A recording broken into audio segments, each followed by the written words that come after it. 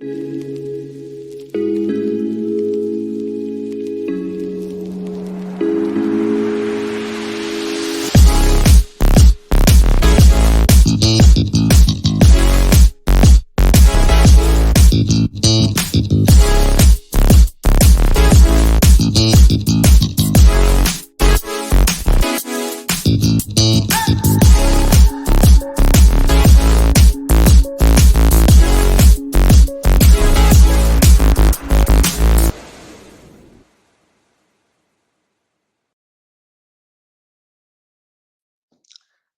everybody. Welcome to a very, very special Villa Park podcast reacting to the Champions League draw from Monaco. And wow, what an experience for all Villa fans to have tonight. Unbelievable. It's me, Kev. I'm here tonight from location in Europe, but potentially scouting out some of the teams we'll be playing. It's Rich from his holidays joining us. Rich, how you doing, mate? I'm very well.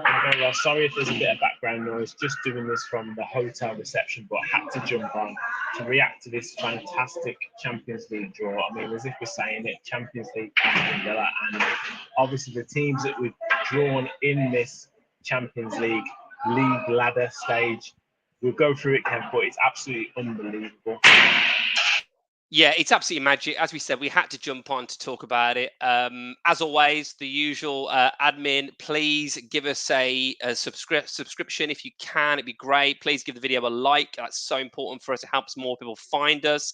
We're rapidly approaching 5K. If we could do that in the Champions League season and beyond, that would be fantastic for us. But yeah, let's jump in. We won't stay down for too long. We just wanted to react to it. There's only one place to start. Aston Villa's greatest night in their history, Rotterdam, 1982. You and I were babes in arms. There's Villa fans that experience that are now holding us in the sky. There's Villa fans that have only ever heard about this from old people, basically. It's happened. We've drawn Bayern Munich at home under the lights of Villa Park. What are your thoughts on that, Richard? Absolutely unbelievable, mate. And you just said it there. I think it was kind of written in the stars. And maybe it won't mean too much in the grand scheme of the Champions League and all the teams in the Champions League draw, but for Aston Villa, for Bayern Munich, it means a hell of a lot. And like you said, 40 odd years since we won that European Cup against Bayern Munich.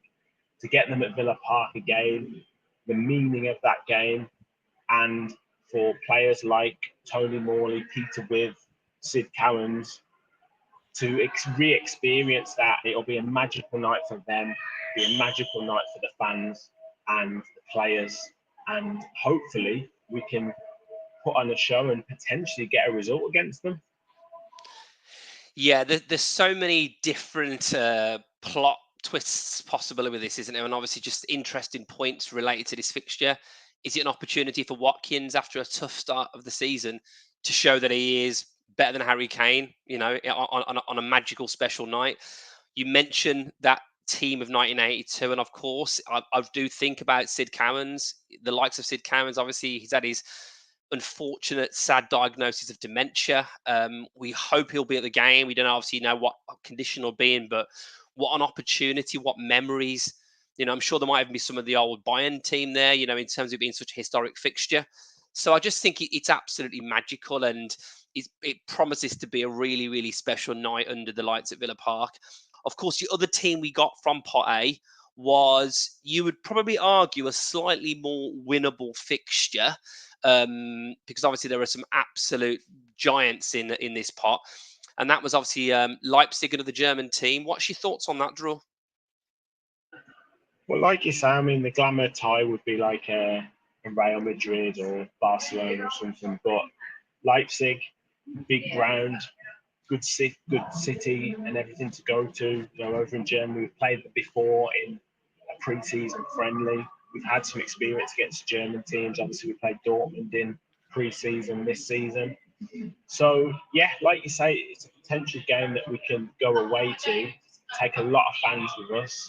And out of all of the teams in that pot A, it's probably one of those that you think, you know what, if we drew them, we've probably got a decent chance of getting a decent result. However, very, very exciting young side. They always have good young players, and they've established now Champions League side. So make no mistake, it will be a tough game, but one that I think Villa fans and Villa players will go into thinking, you know what, we can maybe get something here.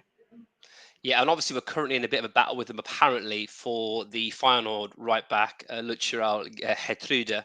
So to draw them, he might be choosing who he wants to play for in that big match. Um, the other thing I thought was interesting about the draw, and this was the thing that I think was so magical for Villa fans. You don't know who you're going to play, and of course, you really want to get some big ties at your home ground. So to get Bayern, to then miss out on, a PSG, Real Madrid, or Barcelona, you're looking then into pot two, who you might get. Wow, the what's known as the Enzo Berenachea, Samuel Lilling Jr., and potentially Douglas Luiz derby. We got Juventus at home, mate. What's your thoughts on that? Absolutely incredible. I mean, the home games, I don't think you could have asked for better home ties. I know we'll go into it a little bit more shortly, but Bayern Munich at home, then Juventus at home, absolutely phenomenal team, and such history, such proud history with Juventus. But a special, special night that will be had at Villa Park, and added to that, Douglas Luiz potentially coming back to Villa Park as well. He'll want to get one over on Villa, but we'll also want to do that the same to him. So it was definitely a game that, again, we probably would look at and thinking, you know what, that's a team that we can probably make really, really difficult night for them at Villa Park and maybe get the 3 points. So I'm really happy about it. I think another interesting sort of dynamic to this match is, which I don't think a lot of the initial reaction I've seen, we're only recording this probably an hour or so after the draw, but is that the last team we played in the European Cup was Juventus. They beat us in the quarterfinal stage of 1982-83 when we were the holders. So I hope that Bayern don't get revenge on us. But if that does happen, then I hope we do get revenge on Juve. So yeah, another giant of European football. I think the era that you and I were growing up as football fans, probably in our mid-teen years, Juventus were probably arguably the biggest team in Europe at the time. Mid-90s with the likes of obviously Del Piero, just obviously some massive names in that team. So yeah, huge tie. The other one, just to jump to pot C, which is just standing out like a massive fixture. The Battle of Britain is reincarnated. It's been there over the years when Rangers have played people, Celtic have played people.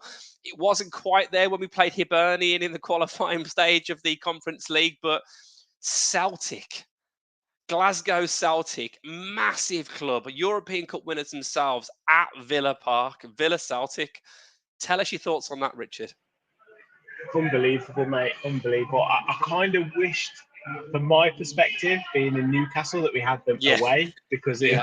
it's a little bit closer for me. But yeah, I mean, getting at Celtic at any stage is phenomenal. Battle of Britain, obviously Brendan Rodgers, and a huge Irish contingent in Birmingham as well. So it'll just be massive in the city as well.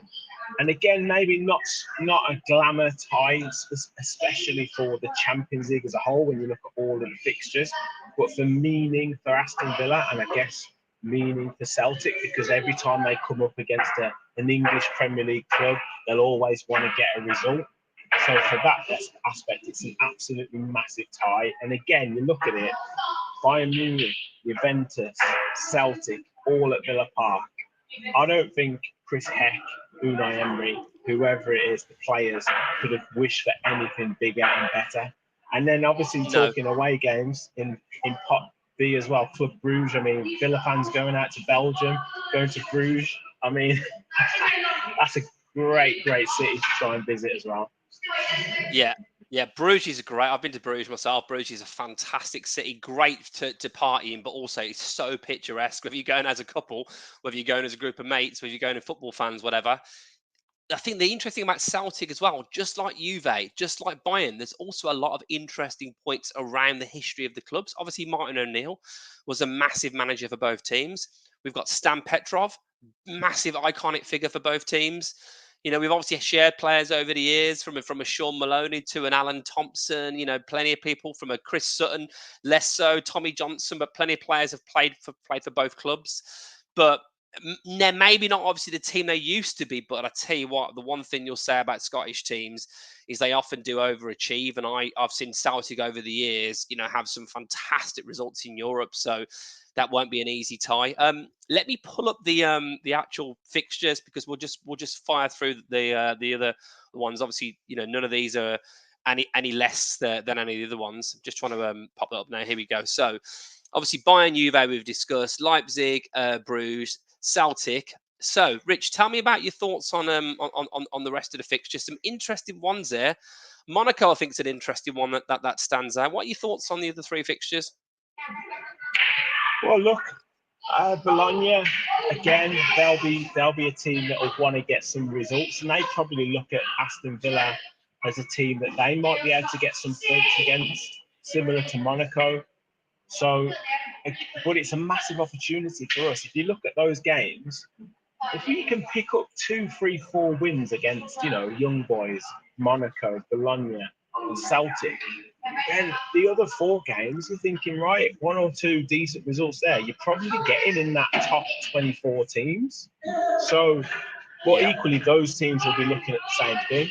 You know, again, a trip out to Switzerland, lovely country, lovely place for Villa fans to go to, absolutely fantastic. But yeah, you know, I think it's great experience for the players, but also huge opportunity, because if you look at the quarterfinals, well, even the last 16, the quarterfinals and the semi-finals of the Conference League, playing Olympiacos, Lille, and Ajax, arguably you're talking about 3 bigger clubs than Bologna, Bruges, Young Boys, and Monaco.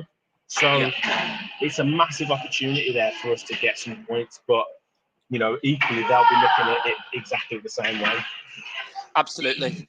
So just to summarise it, Villa fans, we've got Bayern Munich, wow, Juventus, Celtic, wow, and Bologna at home at Villa Park in the Champions League, and away we've got Leipzig, Club Brugge, Young Boys, who play in a very interesting stadium name. Google it. I'm not going to say it on air. And obviously Monaco, who, again, you know, big historic club. It's going to be an expensive traveling experience for some Villa fans, because Monaco won't be cheap, Switzerland won't be cheap, Belgium won't be cheap. But Villa fans, I've said this many times before, we have to soak it all up. We've got a Villa fan there in the background. Rich, how's Aidan feeling about it? He's loving it, mate. He's absolutely loving it. We're trying to think of where we're going to go. Are we going to go to Belgium? Are we going to Monaco, Germany, or Switzerland? So we're working it out at the moment.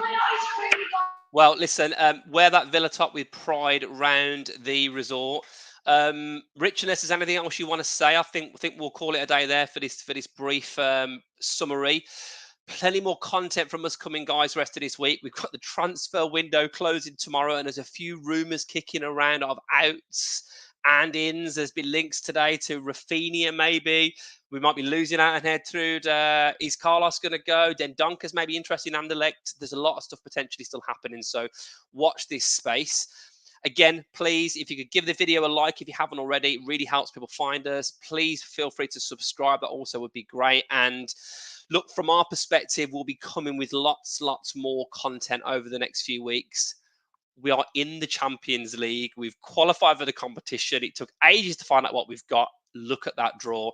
Villa fans, soak it up. There's a lot of exciting stuff coming. And remember, we'll follow the Villa. See you later.